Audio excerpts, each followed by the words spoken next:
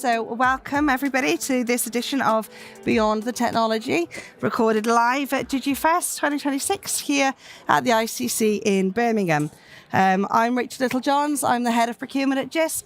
Today we are here looking at how sector-focused pilots help institutions explore emerging technologies with confidence, whilst laying that groundwork for negotiating sector-specific terms and compliant cost-saving routes to purchase. So using the AI marking and feedback pilots as our example, we'll be talking about how working collectively helps us understand what these tools can do in real teaching and assessment environments, what risks and opportunities that they can present, and also how the insight generated is already feeding into the licensing and the procurement options available to our members. So I'm joined by my two colleagues, Tom Mule, AI specialist, and Hannah Lawrence, licensing manager. And we're going to be exploring how licensing activity and procurement assurance come together to support institutions who take part in those pilots and that wider sector benefits from the evidence that they generate. So coming to you guys then. So why is AI marking and feedback an area that the sector is so keen to understand right now? So I think part of this is because one of the big promises of artificial intelligence is its ability to reduce workload and to increase productivity. And what we hear again and again from the sector is one of the areas which is a particular pinch point for workload is around marking and feedback. Alongside that, you've got the fact that the National Student Survey is often pointing to students' concerns around feedback in terms of the quality, the amount, the consistency, the timeliness of it. And what we wanted to do in the pilot was to really explore what AI's role can be, given those premises, in addressing and enhancing the marking and feedback process. I will add, though, on those points that we're very aware and have been right from the start that it's a very sensitive area because marking and feedback is integral to this teacher-student relationship in terms of how institutions define themselves. It is a very human process. So another part of the pilot is learning how we can keep that in and how people respond to the different applications of AI. Mm-hmm. Yeah. Okay, lovely, thank you. And Hannah, from a licensing perspective? Yeah, I think from a licensing perspective, there's a lot of questions around, pricing models in general for AI tools, what that should look like. Should it be per student, per submission? What's equitable and affordable for institutions? Also, terms, data processing terms, model transparency, bias mitigation. Also, integration is a really important factor around sector systems like VLEs, how they're going to work alongside originality tools that are already embedded within institutions. So yeah, that's a... Okay, thank you. So Tom, AI is often described as a game changer, and I'm sure that you've seen lots of different types of AI solutions and platforms and products and stuff within your experience. But in practical terms, what benefits have you seen these kind of early pilots deliver for both the educators and all the learners as well? So I'll point to 3 pilots that have been particularly successful that we've run in the past. So these were involving the products Body Swaps, Teachermatic and LearnWise, just pointing them out to people in the audience so you can have a look at them. They were piloted over the last 3 or 4 years at different points, and we saw based on those pilots quite a big uptake from the sector, from people who'd piloted but also people who'd learnt from our outputs and from word of mouth from the pilot that these were very effective solutions. So in the case of Teachermatic, one of the really big pulls was around workload. Mm-hmm. Teachermatic are part of the marking and feedback pilot. This was a previous pilot where we were looking at its broader suite of tools, which in that case were particularly effective at reducing workload around planning and preparation and resource creation for educators. With LearnWise, one of the really big attractions and benefits that we saw was this ability to provide on-demand support to students using these AI assistants that they answer, large proportion of queries, the success rate was in the high 90s. Things that they'd want to know about life on campus, and that was really impressive because we'd found just a few years before and this was before generative AI, we'd developed a chatbot in-house, and at that time the benchmark for what was good was around 50%, and then a few years later we're seeing tools like LearnWise where it's, as I said, in the high 90s for how effective it is. The other one was body swaps, which I urge people to go and have a look at it. It's a very exciting product. Gives those opportunities to develop those communication skills, those interpersonal skills, and one of the things I think was really positive about it is that space for practice. I think in things that involve a lot of interaction are very labor intensive normally, and having AI solutions combined with VR as well gives you that opportunity, that space to practice, to get really good, to hone those skills where you might have only been able to have one-off interactions, which doesn't give you that same kind of level of improving by doing. Yeah. I think a lot of us, we're all professionals in our own respective fields.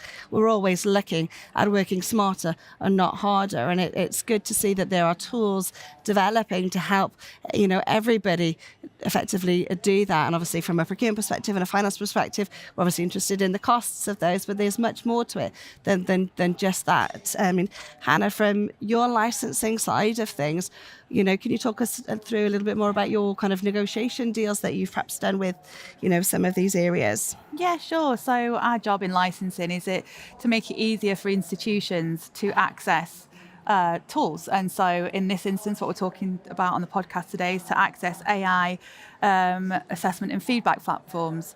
So without having to negotiate complex contracts for themselves, we take that on for institutions.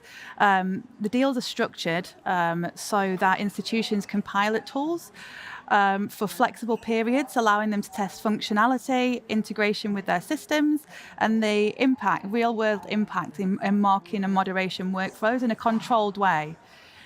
We've also carried out our due diligence. So we work closely with our procurement and data teams and also our legal teams when putting these licenses in place. So institutions purchasing through our platform can rest assured that the due diligence and procurement has been done adequately. We also offer an easier route to procurement as well through our Jisc website and also License Subscriptions Manager. It's a click-to-purchase route where you can see all the products available to you there. So using the findings also from reports from the sector AI pilots, institutions can design their own local pilots using our negotiated agreements based on real-world experiences that the AI team have kind of surfaced through their pilots. This can help avoid duplication when institutions conduct their own pilots using one of our pilot agreements. And they benefit from those lessons learned by the AI team. In this way, the combination of the accessible licensing agreements and the sector insights empowers institutions to explore and evaluate these tools safely, effectively, while building confidence in how these tools can fit into your own assessment strategies within an institution. Mm-hmm. Yeah, lovely, thank you. And would you say that, what are you seeing as almost the demand signals from the institutions that there is a need for this sector support in this space? Yeah, so we're seeing demand from institutions for tools and platforms that can support more personalised feedback for students, but in a way that we recognise the reality of limited staff time and workloads. So with larger cohorts and the increasing cohorts that our institutions are facing, the pressure to return feedback quickly is a theme that comes through to us a lot. And so that took us down the route of, seriously exploring AI-assisted grading tools alongside our AI team. These tools promise to automate elements of marking, while using teacher-generated rubrics to align this feedback with human input, which can help staff provide more detailed, consistent feedback at scale. And so this idea of scale is something that was coming through a lot from the sector, or scalability of the use of these tools. And also from a Jisc licensing viewpoint, the signals were asking questions about the reliability of these tools, how they would integrate with existing systems, as I spoke to before, and what the contractual and data protective implications might be when a student's submissions are processed by AI systems. So that combination of pedagogical interest and practical procurement questions indicated that the sector would benefit from the Jisc licensing's coordinated support and guidance alongside our procurement teams and the AI team to secure sector-level agreements on their behalf. We're seeing, again, strong interest come through in having licensing agreements after Tom and his team have done pilots.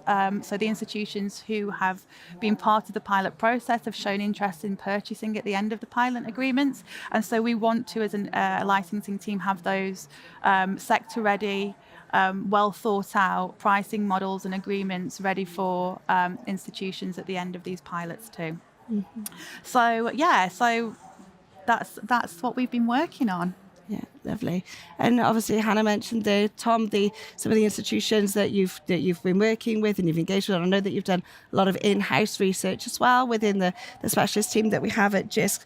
But talking more about the institutions that you recruited to be part of that process, can you tell us a little bit more about how you kind of developed and shaped those use case criteria and how that sort of evolved? Yeah, absolutely. So sort of start off with what is it we want to pilot. So as I mentioned, in this case, we wanted to look at the use case of marking and feedback in its broadest terms, but then to find out what the specific use case is where it adds real value and in an acceptable way. Once we've got the use case in mind, we then start to look at the vendors and who we'd want to be involved in that. And our sort of the process broadly to be on the shortlist, we need to know that it's definitely something that is a product within the space that we're looking at, but it's also got to be something that is viable for the tertiary education UK market. And this involves looking at things like price point, looking at its the data processing, the privacy agreements. And so that's kind of where we're looking at to start off with, to put something on a shortlist in the first place. When it gets to narrowing that down and to the long list and that was the long list I was talking about. When it gets to putting things down to the short list and then deciding on them, we take quite a hands-on approach of actually tend to spend quite a lot of time demoing the platforms ourselves, speaking to other people who've used the platforms where we can, to really understand the fitness with the use case and the pilot aims that we've got. Then it's looking at recruiting or the participants in the pilot, and so we put out a formal application which members can respond to. And what we're really looking for within these applications are, do you have a plan for how you want to use this in your setting? Do you know, for instance, in the context of marking and feedback, which assignments you want to use the tool with, what the timeframes are around that, who will be the key people involved? Can you demonstrate a commitment to fulfilling that plan in terms of capacity, resources, and motivation as well?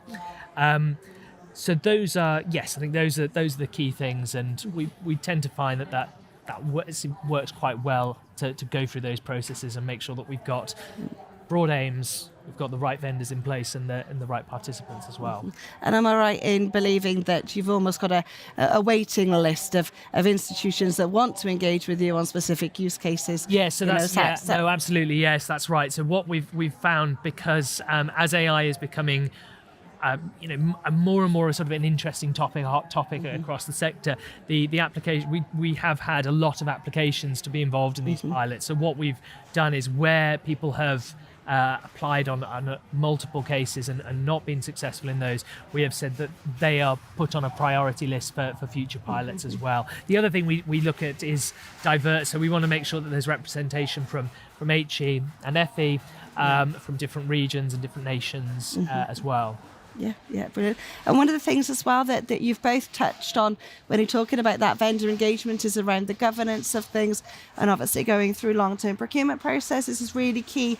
Certainly a part of my job whenever my team are engaging with any sort of part of Jisc or engaging with an agreement on behalf of the wider sector, working through those governance questions, working through that data protection, they're all really key things that we need to have those assurances in place with the vendors before we even get onto those sort of next stages and engaging with the institutions to drive some of these pilots or set up some of these negotiated deals as well. So, it's just good from a procurement perspective as well. And I think we were always sort of in my head often sort of think of it in terms of hard and soft due diligence, and I think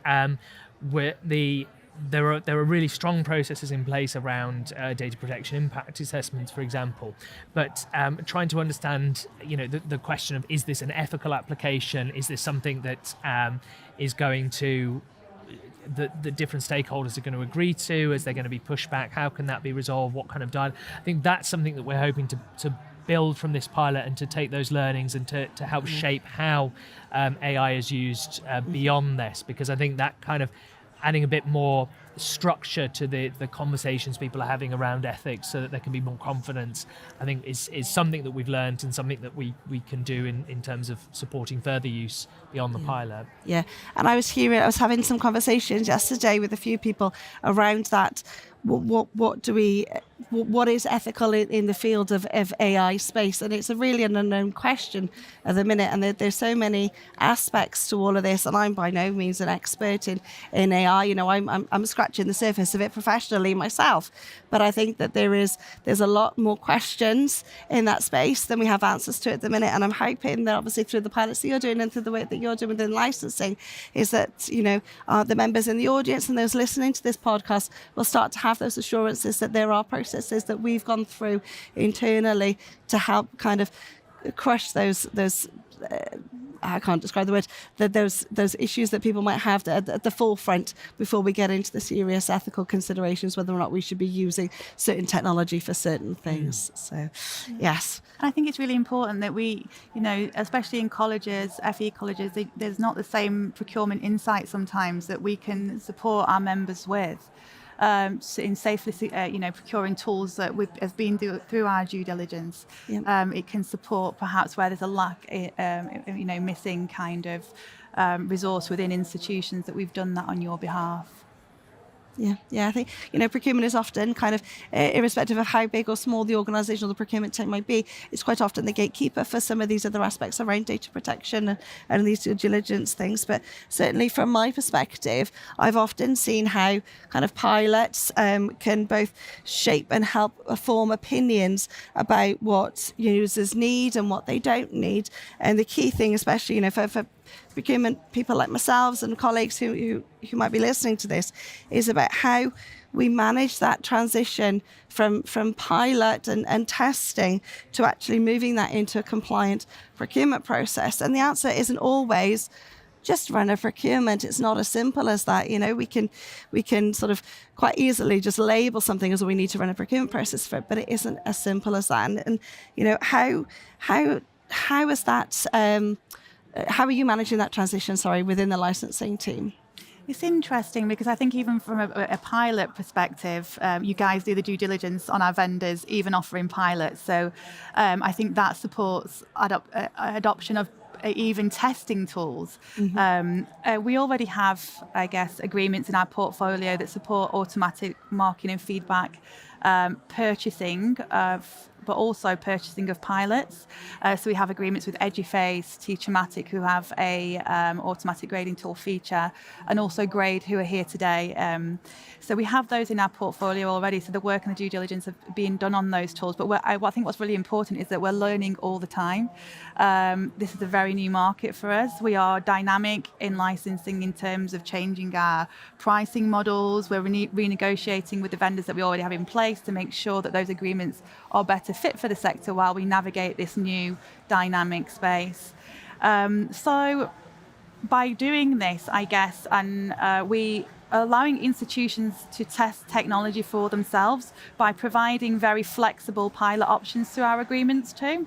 So for each of the agreements that I've just highlighted that we have in place, each of them have a form of pilot option, flexible terms in those pilot options when I talk about length. So you can go from a 3-month pilot up to a 1-year pilot should you want to. So that then allows for this kind of adoption at scale. So you could look at a pilot for a whole institution, or you could look at a pilot for a small department. We've taken that into consideration as well. So all aspects of our agreements, pilot agreements included, are based on the CHEST terms and conditions. Standard terms and conditions that have gone through the procurement team. We've negotiated not only pricing but also legal terms, data terms, to ensure that, you know, when you're looking at the CHESS website for these tools, you can procure confidently that we've done that due diligence on your behalf. So alongside what we already have in place, I'm currently working on an assessment and feedback framework for digital assessment tools. This framework is designed to make it easier for institutions to access and procure emerging technologies through a compliant route. The framework is slightly different to something that we've done in licensing before. The framework is going to be have an underlying value of collaboration. So the collaboration will be not only based on procurement, so pooling procurement for specific vendors, and this vision is that, for example, if you're looking at vendor one, and there are 5 colleges or 5 FE or HE combined that are interested, the cost per student would be the combination of the total volume purchasing from across those colleges rather than the volume just of the individual college. So that's something we're exploring within this framework at the moment. The RFI is out at the minute if you'd like to take a look at the different lots. But that's not the only thing that we're hoping that this framework will offer.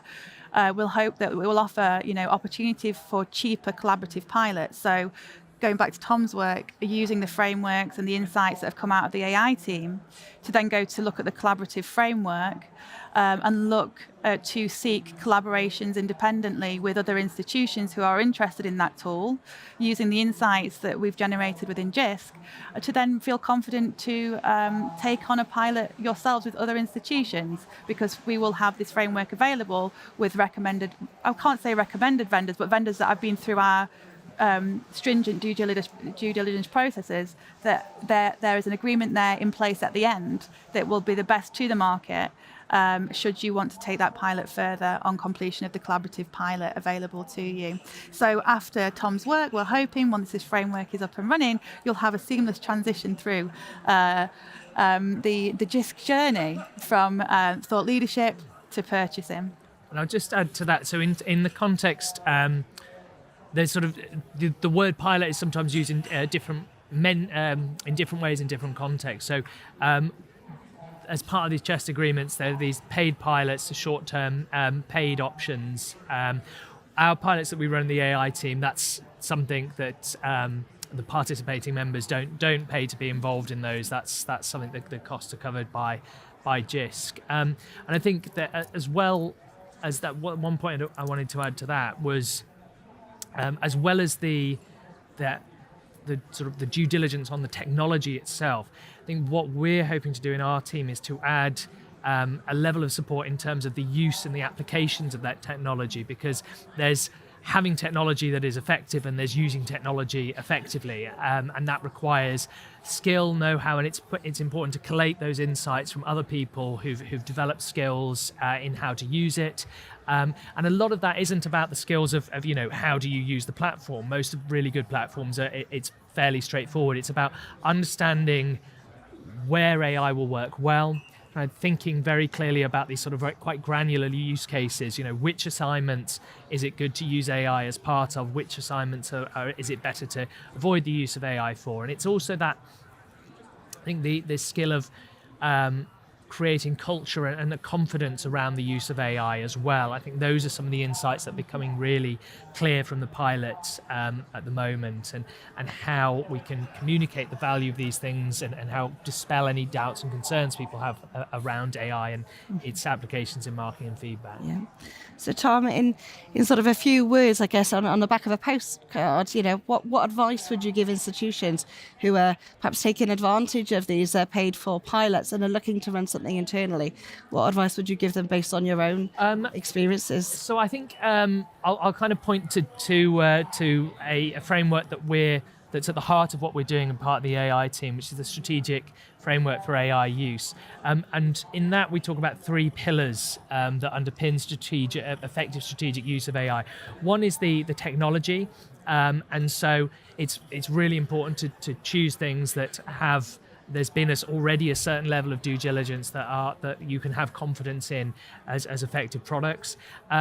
Governance is one of the other strands as well, and what we tend to, the kind of a key message around governance is, don't think of AI as sort of a separate strand that you need governance around. Think about how AI impinges on your existing processes. What are the implications of AI? And do some of the thinking around the groundwork of that first, because it's important to have that strong base, and also the skills side and the confidence as well. I think, as I said, when we're talking about skills in AI, we're not talking about the sort of the procedural mechanics of using a particular platform. Most good platforms now are fairly easy to start to use, but having an understanding of, well, what is it the AI is doing? What's the kind of at a high level? What's the functionality there? Where do I need to critique the outputs? What's that kind of blend of human and technology skills? So those are really important things as well. So I think, bringing it back to skills and culture, good technology and the governance side of it as well, I think are the key ingredients. Okay, brilliant, lovely. So thinking more kind of broadly speaking now about AI in general, what would you say is the thing that we're going to see in the next 5 years? Expand and develop, and this is going to be the go-to thing for our students and our academics to use within the AI fields. You can take a moment to think about that, because it's quite a big question. I can say what I'd like to see in terms of automatic grading tools. I'd really like to see institutions really taking advantage of the collaborative offer through the framework that Jisc is putting in place, because I think it would be lovely to see a small FE college working with a large university and discussing, in a collaborative way about how AI works differently for both of them, and then drawing on both of their thought leadership to deploy these, automatic grading tools more efficiently within institutions. And so I would love to see the collaborative framework bring institutions together, not just for a purchasing journey, but also to share thought leadership between each other in a really effective and supported way through Jisc. And hopefully that would increase the adoption of automatic grading tools in a responsible way, where the educators are still at the forefront of education, teaching and learning, but are supported in the background by these tools to make their jobs better and have more time for student interaction. Mm-hmm. So I think at a personal level, the applications of AI so this is more of a wish list than a prediction, but at a personal level, I think what really excites me is when AI tools provide a space for a student to practice a particular skill, get feedback, practice again, and really get very good at something. And things that those kind of tools, and it can be in different contexts, so it can be about writing your essay on history, it can be practicing your communication skills, but where it allows for that ongoing feedback loop of performing, getting feedback, reflecting, performing, and by doing so getting better and better. I think it's really good, because effectively what you're doing there is you're creating a level of provision that just has never been possible before, because it would be far too labor intensive. So I think that's a kind of like areas that I'd like to see develop. I think the other thing is one of the really effective parts of AI is and this in the sector and throughout the workplace, is reducing that level of hassle and the sort of mindless aspects of work, where you're just kind of, you've got to copy and paste something from there to there, you've got to kind of check this and then check this other record there, and using artificial intelligence tools to streamline those kind of workflows to allow you to be just more engaged in the thinking side of things and the mechanics of a task. Really think and use your expertise and your judgment. I had a really interesting conversation yesterday actually with a member who noted that it can be really exhausting using AI, because you're spending a lot more time thinking. An hour's task might have involved, a sort of 40 minutes worth of jiggery pokery and 20 minutes of thinking, and that was sort of, that meant your brain got lots of time to sort of switch off, or at least kind of take the back seat. Whereas I think it'd be exciting to see, yes, that idea that you're really engaged and you're using your expertise as much as possible. So that's something that kind of, I think, I hope to see across the whole of the labour market and across employment, but can really see that in terms of the professional services that underpin and ensure the sector is as effective as possible. I think that will be something that we're likely to see a lot across the next 5 years. Yeah. Definitely, as I said earlier, it's about working smarter, not harder. And if we can use these tools, within whatever our professional careers might be, or, our academic environments, that, it can, as long as we're using them responsibly, as you said, and sensibly, then it hopefully it'll just all be for the good. So that brings us to the end of our live recording here Beyond the Technology at Digifest 2026. So a huge thank you to Tom and to Hannah as well for all of your insights as well, and to the audience as well for joining us. So thank you very much. I will say that if you want to sign up to updates on future AI pilots, or if you want to sign up with the licensing, forgot what it was then, the licensing updates, and equally as well we have procurement digital updates as well that you can sign up to. Those will all be available within the show notes is the right terminology to use there. So the show notes from this podcast as well. You can also go onto the Jisc website, find out some more information about some of the frameworks and the agreements and the licensing positions that Hannah's mentioned as well today, and some of our other wider frameworks and sector-wide activity that Tom has been talking about as well. So thank you very much, guys. Thank you, everyone. Thank you for listening. Thank you. Cheers. Thank you.